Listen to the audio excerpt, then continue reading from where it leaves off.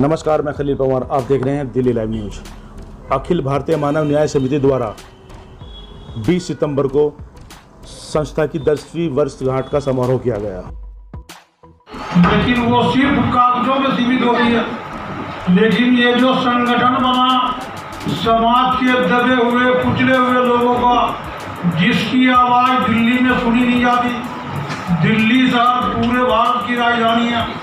लगभग 130 करोड़ लोगों का ये राजधानी है पूरे भारत का। लेकिन जो देश के हथियार के लोग हैं, उनकी आवाज़ कोई नहीं सुनता। यहाँ तो जिसके रसूखदार लोग होते, प्रभावशाली लोग होते, उनकी बात सुनी जाती है। बाकी गरीब मारे फिरते। इन गरीबों की आवाज़ को, दबे कुचले की आवाज़ को महेंद्र पासवान ने जिम्मेदारी निभाते हुए बहुत जोरदार तरीके से सरकार तक पहुंचाई और सफलता प्राप्त किया। देश के अंदर, दिल्ली के अंदर बहुत सारे रिक्शा चालक, ठेली वाले, जिसको प्रशासन द्वारा लूटा जा रहा था। सरकार का काम होता है गरीबों की सेवा, उसको सुविधा मुहैया करवाना। लेकिन हमारे देश की राजधानी के अंदर ही गरीबों को प्रशासन के द्वारा, प्रशासन के जो कर्मचारी है वो लूट रहे थे। सेंट्रल बहुत बहुत धन्यवाद। आज हमारा जो संस्था है अखिल भारतीय मानव न्याय समिति, उसकी 10वीं वर्षगांठ मनाई जा रही है। आप लोगों के सामने हमने 10 साल में क्या किया इस विषय में रखा। बहुत सारे काम किए हैं संस्था ने, और आज बड़ी खुशी की बात है कि अखिल भारतीय मानव न्याय समिति दिल्ली के कोने से बनी थी, आज पूरे भारत में अपना काम कर रही है। लोगों की समस्याओं को लेकर के हमेशा आवाज़ उठाती रही है। सरकार के सामने जो रखने की बात है वो वहाँ रख रही है। जहाँ पे सामाजिक ज़रूरत है हमारी कार्यकर्ताओं की, हमारी संस्था की, वहाँ पे सामाजिक धर्म निभा रही है। और जितना भी काम हुआ हमारे 10 साल का, वो आपके सामने आज हमने रखा।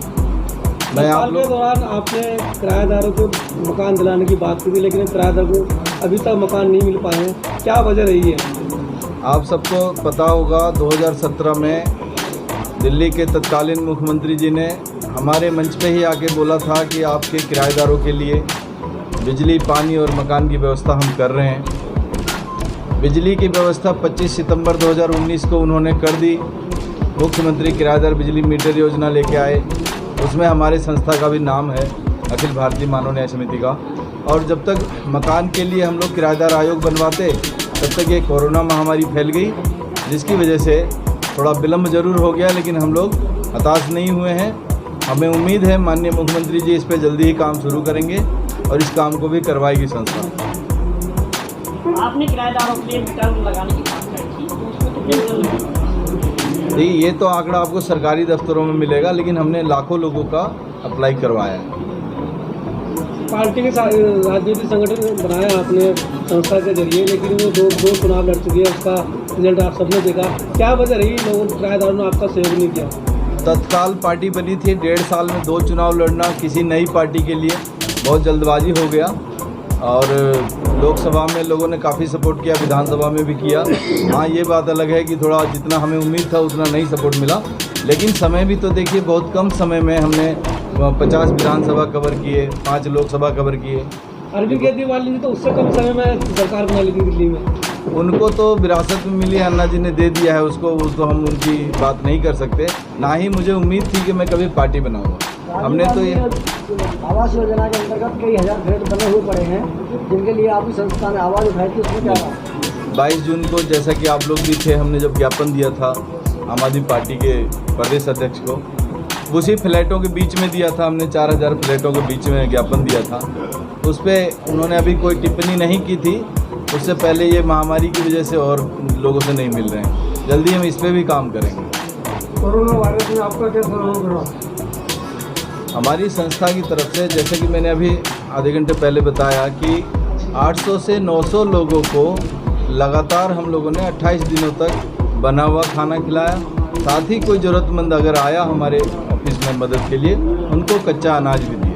आगामी निगम चुनाव की तैयारियां आपका क्या है? निगम के चुनाव के लिए वो पार्टी जब प्रेस कॉन्फ्रेंस करेगी तो आप लोगों को बता देंगे। अभी ये संस्था का कार्यक्रम है तो उसके लिए ही मैं समझता हूँ कि ठीक है। केजरीवाल की जो सरकार चल रही है उससे के कार्यों से आपकी पार्टी संतुष्ट है? नहीं, हमारे जो लड़ाई है जिस तबके के लिए, उस तबके को अभी तक तो कुछ हाथ नहीं लगा है, इसलिए हमारा संतुष्ट होना ठीक नहीं है। हम तो संतुष्ट नहीं हैं अभी। जिस दिन वो मजदूरों और किराएदारों के लिए स्पेशली काम शुरू करेंगे, कुछ हाथ में आएगा किराएदारों को, उस दिन हम खुद फूल मालाओं से स्वागत करेंगे।